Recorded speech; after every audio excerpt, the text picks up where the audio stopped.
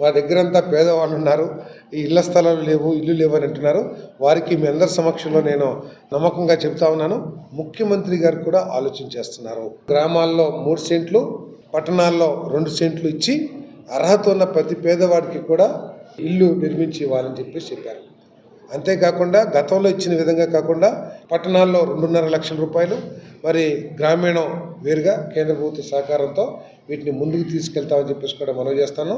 ఏదైతే వారు ఇళ్ల స్థలాలు అడుగుతున్నారో తప్పకోకుండా ఇంతకుముందు ప్రభుత్వం అంటే చంద్రబాబు నాయుడు గారి ప్రభుత్వం కేటాయించిన స్థలాల్ని దౌర్జన్యంగా, నిర్దాక్షిణ్యంగా, విధి విధానాలకి వ్యతిరేకంగా ఆనాటి లబ్ధిదారుల్ని మార్చేసి వారికి ఇష్టం వచ్చిన కార్యకర్తలకి ఇచ్చుకునే ప్రయత్నం ఏదైతే చేశారో దాన్ని తప్పకుండా అడ్డుకుని ఎవరికైతే ఒరిజినల్గా ల్యాండ్ ఎక్విజిషన్ చేసినప్పుడు ఏ లబ్ధిదారులనైతే గుర్తించి ఆ రోజు ల్యాండ్ ఎక్విజిషన్ చేశారో వాళ్ళందరికీ కూడా న్యాయం చేస్తామని చెప్పేసి మనం చేస్తా ఉన్నాను. తప్పకుండా ఇళ్ల స్థలాలు ఇచ్చే కార్యక్రమం చేస్తాం.